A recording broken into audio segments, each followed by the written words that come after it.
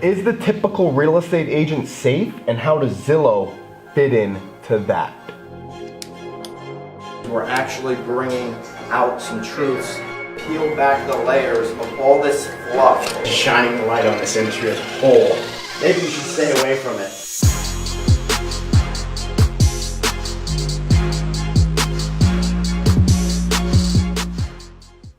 Hi everybody, welcome to Real Estate Raw&Uncut. This is episode 133. I'm Byron Lazine, he's Tim Barre. We're in the thick of the flu season, buddy. Yeah, we're in the thick of things here. Last week I was sitting, I think I got you sick. That's all right. Now you're sick. We're just gonna Sorry about that. We're gonna keep rolling on.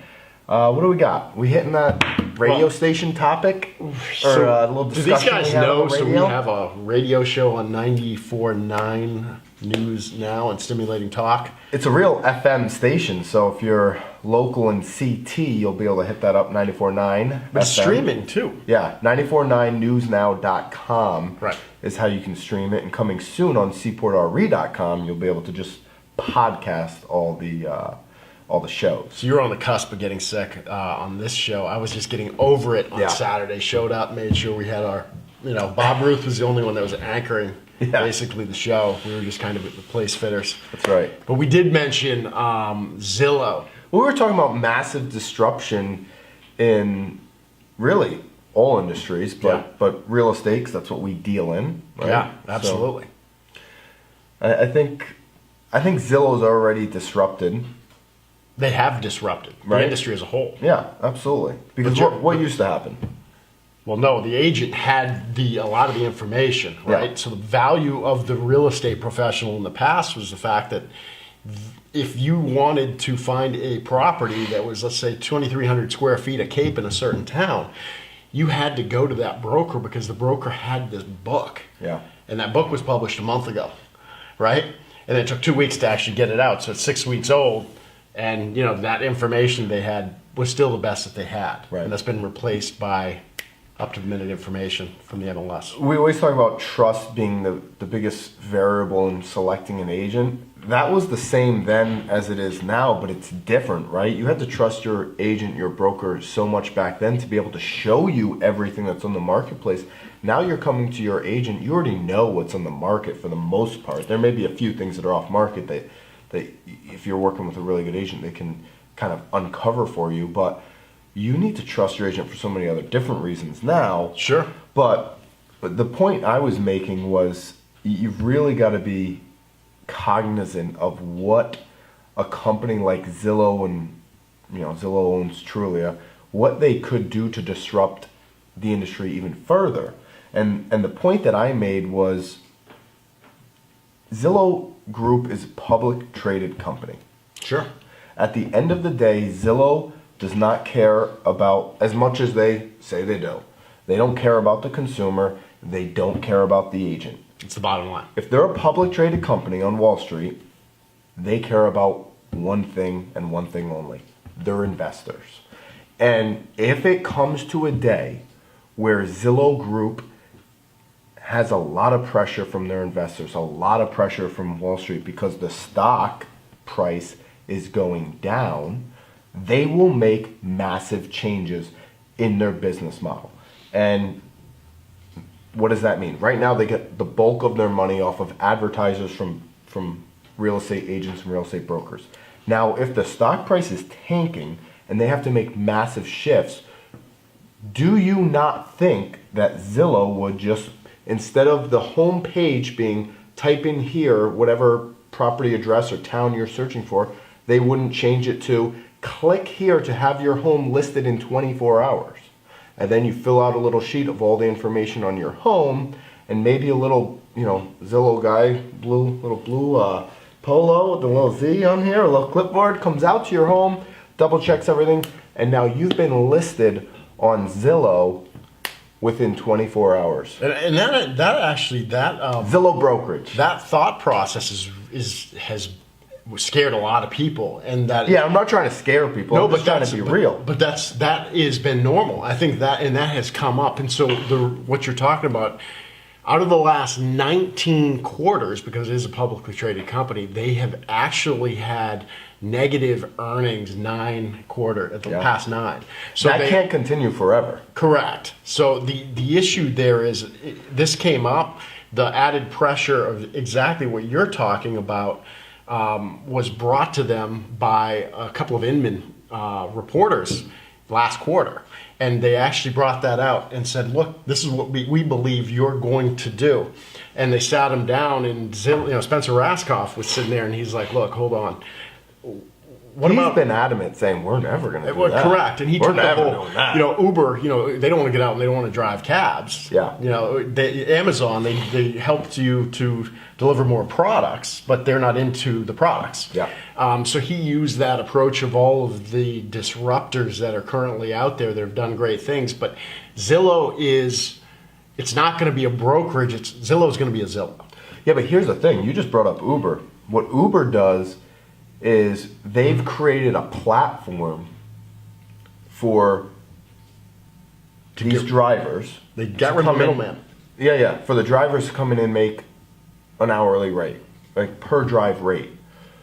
Zillow, while they're saying they're not going to become a brokerage, they can create a platform. They already have the platform. They can tweak the platform so that agents now are working through them, not advertising through them like they do today, working through them to list homes, to provide the services to the consumers. Why are people going to Zillow? Like I think of Zillow, what they did to capture people was that automated valuation model that was put in place. Yep. What people don't realize. Well, they grabbed the attention. Now they have it. That was the tool to grab the attention. They have just it. know that automated valuation model is crap. Right. It works in some places Yeah. when you have a lot of sales that take place in a concentrated area. Sure. But that's what it was there for. Now they're off getting dot loop. They're using it's a transaction. You're saying that it becomes a transaction facilitator.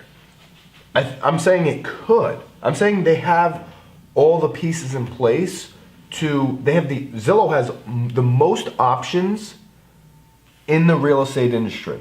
They've got to say that Zillow has some information that's good and some information that's bad. Doesn't matter. Doesn't matter because they have the most information, in my opinion. But could you shut that off? So let's say you go I don't against... think you could. You go against... let's say it's Caldwell Banker, Yeah. right? And it's maybe Realogy. So it's all that, all these companies, including William Pitt Sotheby's, that are part of Realogy. And all of a sudden, they do become a broker.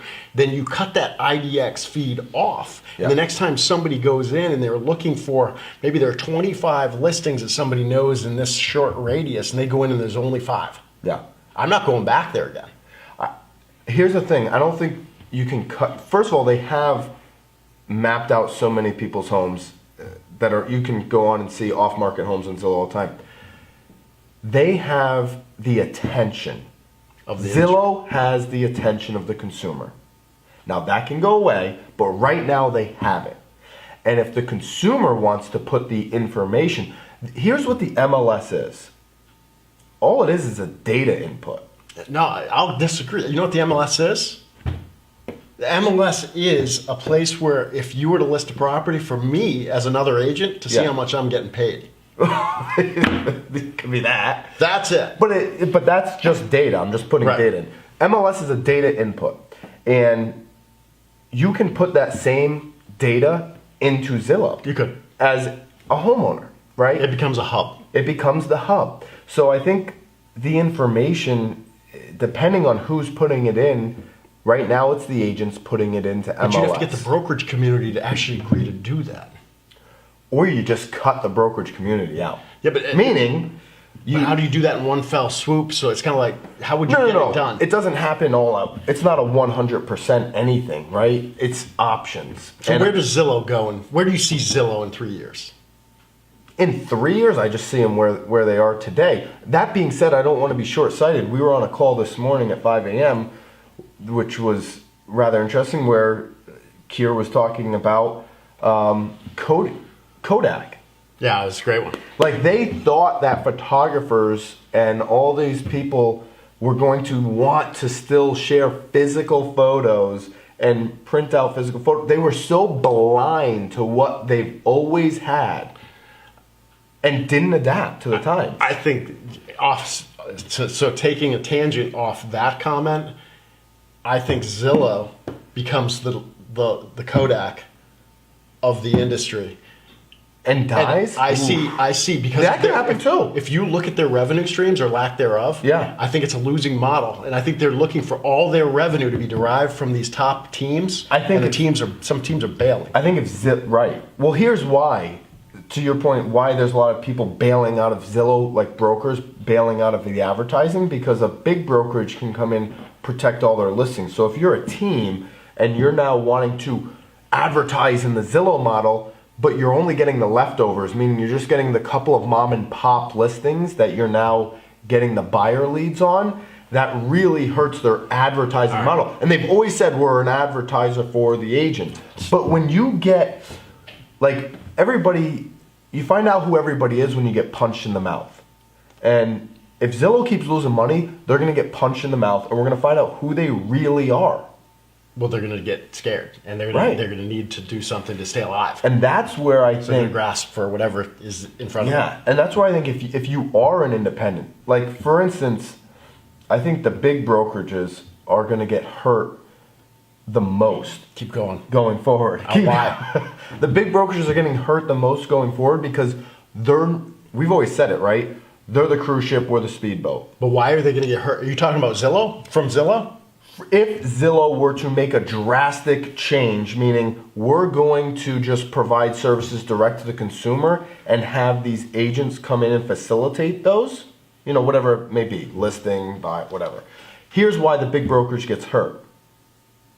Because if you're the little agent, the independent agent that can just provide a la carte services to that Zillow or whoever it is platform where they're really letting the consumer have full control, then you're going to win in that model. I think the massive brokerage model, the way it has stood right now, you just put the pieces together, is going to fail. Yeah. In the future. And here's the reason why. Because a major company that needs to protect their listings actually has to buy into the Zillow model, pay for it, right? But now it's dependent, the Zillow model is actually dependent on those great brokerage teams that can convert between 10 and 15% of those leads that come in to be profitable so that their ROI goes up, right? So now you've got this big brokerage model where the typical half of the agents or 80% of the agents aren't doing a deal and don't know how to convert. Right. So they're spending all this money not getting the return. That's right. And your teams that are 10 people that can actually convert the leads are going to take over the industry, and you're going to see the major companies dissolve within 5 years. The major companies are hanging out the individual broker agent to die. Absolutely. Right? Gotcha. They're just hanging them out there. Now, if you're a team model where you can separate these services within the team structure and provide enormous value, you're solving the consumer's problems, because not every consumer has the same problem. That's right. Right? And you can't automate that. You can never automate that. And so I think where the disruption, going back to disruption in this industry, it'll never erase the agent. It provides opportunities. Provides huge opportunity and massive change for those agents that are strategic about the future. That doesn't mean in 2017 you should go out there and flip everything upside down, because you're still living in a system that works right now. String it out. Milk it. Milk it, baby. But at the same time, be aware that, hanging with that same company for 20 years may not be the best thing in 2027, right? Man, you went out 10 years. Well, because that's, like, if you're an agent, if you're in it for the long haul, I think it's a shorter lifespan than that. I think we're talking a 5-year term. We're going to see it upside down. Yeah. Maybe. I agree. I think it's moving that quickly. Yeah.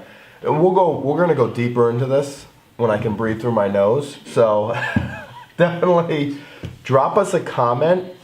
If whether you're watching on Facebook or YouTube right now, drop us a comment and let us know what you think the biggest change coming in the real estate industry is going to be over the next 5 years, and where Zillow fits in on that change. See ya.